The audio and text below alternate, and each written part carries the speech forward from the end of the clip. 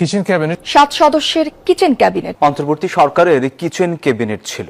বাংলাদেশের গণমাধ্যমে এখন আলোচিত শব্দ কিচেন ক্যাবিনেট। এখন পর্যন্ত সাবেক অন্তর্বর্তী সরকারের অন্তত 6 জন উপদেষ্টা বা উচ্চপদস্থ কর্মকর্তার মুখে এই কিচেন ক্যাবিনেটের কথা শোনা গেছে। তাদের বক্তব্যকে মোটা দাগে 2 ভাগে ভাগ করা যায়।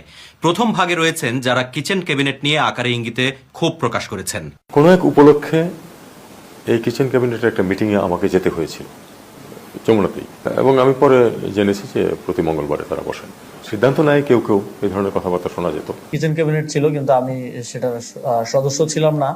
তো এখন তো আবার শুনছি যে কিচেন ক্যাবিনেটেও সব সিদ্ধান্ত হতো না, খলিল সাহেব একাই নাকি চুক্তি করে ফেলতেন। আনফরচুনেটলি এই ধরনের বড় সিদ্ধান্ত যেগুলো, সেগুলো ক্যাবিনেটও আলোচনা হতো না, এগুলো মোটামুটি ক্যাবিনেটের বাইরে আলোচনা হতো। এটা আপনারা শুনেছেন, আমার একজন অত্যন্ত ক্লোজ ফ্রেন্ড এন্ড উপদেষ্টা বলেছেন যে সব সরকারি একটা কিচেন ক্যাবিনেট থাকে। আরেকটি ভাগে রয়েছেন যারা কিচেন ক্যাবিনেটকে বর্ণনা করেছেন খুব স্বাভাবিক ঘটনা হিসেবে। ইতিহাসে এমন কোন সরকার আছে যেখানে কিচেন ক্যাবিনেট ছিল না? প্রথম কথা হচ্ছে কি, কিচেন ক্যাবিনেট যে কোনো গণতান্ত্রিক দেশেই একটা সিদ্ধ প্রথা। কিচেন ক্যাবিনেট শব্দটা তো আর বাংলাদেশের এই অন্তর্বর্তীকালীন সরকারের সময় উৎপত্তি হয়নি। এটা একটা প্রশাসনিক ক্ষেত্রে এটা বহুল প্রচলিত একটা শব্দ, বহু পুরনো শব্দ। ফেব্রুয়ারির নির্বাচনের ঠিক আগে উপদেষ্টা পরিষদের এই গ্রুপিং নিয়ে প্রশ্ন করেছিলাম প্রধান উপদেষ্টা মোহাম্মদ ইউনূসের বিশেষ সহকারী এবং পরে তথ্য উপদেষ্টা মাহফুজ আলমকে। তিনি কি বলেছিলেন? মানুষের এক ধরনের পারসেপশন আছে, বা অনেক বিশ্লেষকেরা বলে থাকেন যে উপদেষ্টা পরিষদের মধ্যেই এক ধরনের গ্রুপিং আছে, এক এক উপদেষ্টা এক একটা গ্রুপের পারপাস সার্ভ করেন। আপনি কি সেটা দেখেছেন? নিশ্চয়ই দেখেছেন। আপনি আমাদের কি বলবেন? আমার মনে হয় যে আই